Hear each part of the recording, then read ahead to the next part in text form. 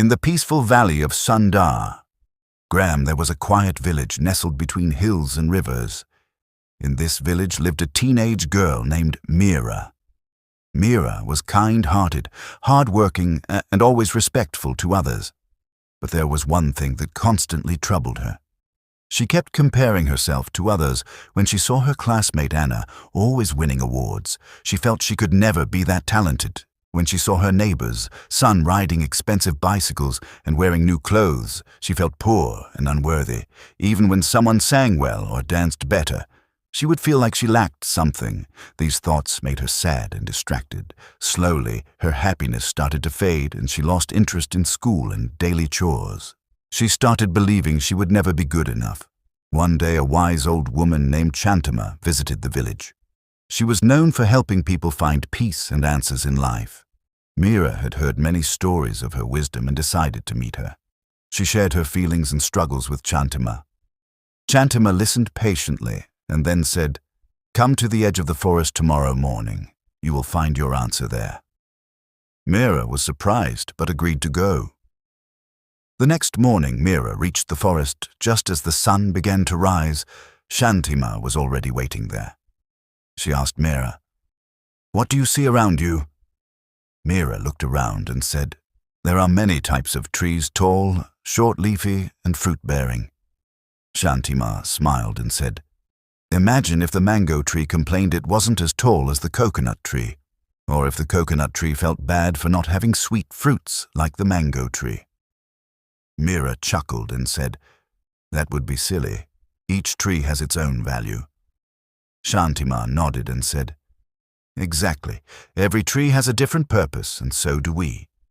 If every flower wanted to shine like the sun, we would miss their fragrance."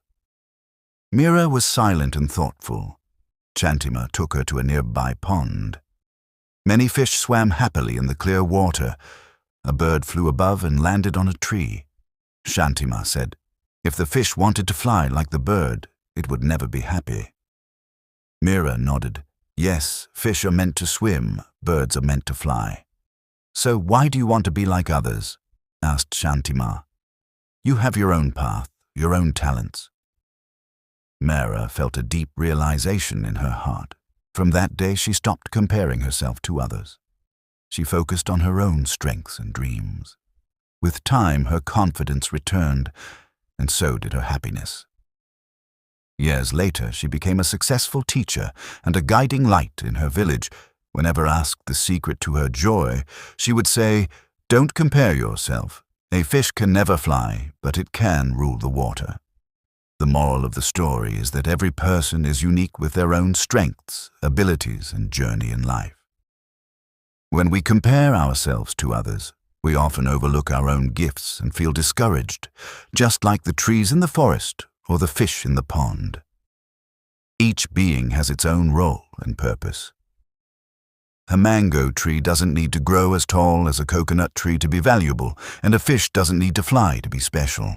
It thrives in water just as it was meant to. Similarly, we are not meant to live someone else's life or match their achievements. Trying to do so only leads to sadness and dissatisfaction. True happiness comes from recognizing our own talents, embracing who we are, and focusing on growing in our own way. When we stop comparing and start appreciating ourselves, we find real confidence and purpose. That is the secret to lasting success and inner peace.